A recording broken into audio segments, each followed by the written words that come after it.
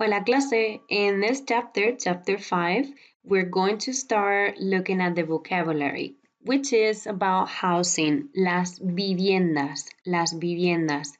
¿Hay una vivienda típica?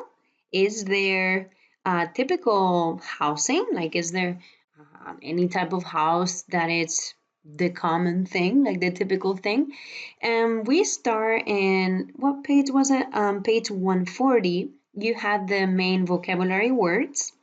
You have different type of houses, diferentes tipos de casas.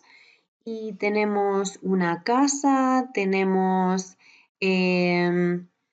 una casa diferente, es una casa adosada. La casa adosada, let me see if I can zoom in. There we go. Perfect. Yay. Awesome.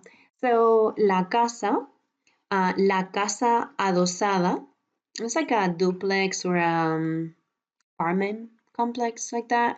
Yeah, and then tenemos el edificio de apartamentos. El edificio es the building, apartment building, edificio de apartamentos. El estudio, un estudio, studio. And then we have a big building, el edificio. Es un edificio alto, a tall building. Let's see, what other vocabulary do we have here? We have la calle, el barrio. Make sure you listen to them on the ebook, or even if you have any other type of online dictionary, you can type it and play it so that you can listen to them, like el barrio.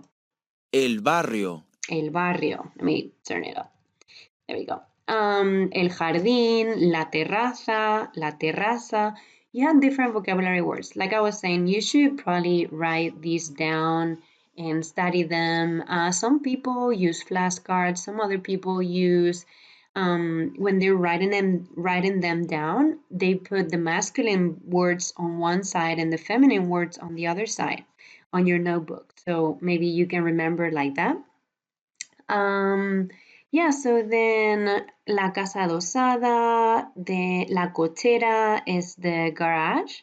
El garaje or la cochera is the same. El coche or el carro, that would be the car. El estudio, I've already mentioned that one. Oh, el piso or el apartamento is the apartment. One apartment will be el apartamento, or some other people in some other countries they call it el piso. El balcón, balcony. So yeah, and then a little bit, I'll go to this vocabulary in a second, but you can see the ordinal numbers, first, second, third, they are on the next page, I believe, 1 or 2 pages later. I'll go down to that in a second. So yeah, careful with buildings. In Spanish, the ground floor is going to be la planta baja. We don't call it the first floor. That would be the ground floor. Like if it was a hotel, even if it's a house, we always call it la planta baja. And then what for you guys sometimes is the second floor, for us it's always el primer piso. That's the first floor, el primer piso. And then the third one for you guys is going to be el segundo piso. But it's just because the ground floor or the first floor, we always call it la planta baja, ground floor. Yeah, so you have a lot of vocabulary words in the book or the ebook. Make sure you listen to them, you write down the meanings and study them because you're gonna need it. Also for the chapter exam, for the final exam, make sure you study these, write them down. And then what I was telling you, oh, it's on the next page. So ordinal numbers. You have some ordinal numbers here, first, second, third, fourth, fifth.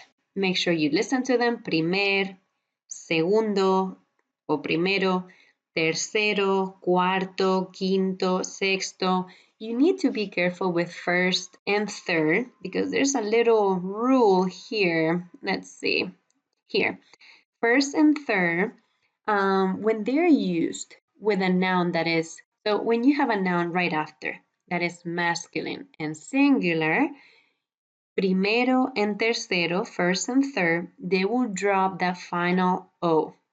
You would drop it. So instead of saying, you can say primero, that would be just first, well, let's say primera clase, first class. Clase is feminine, so primera with A.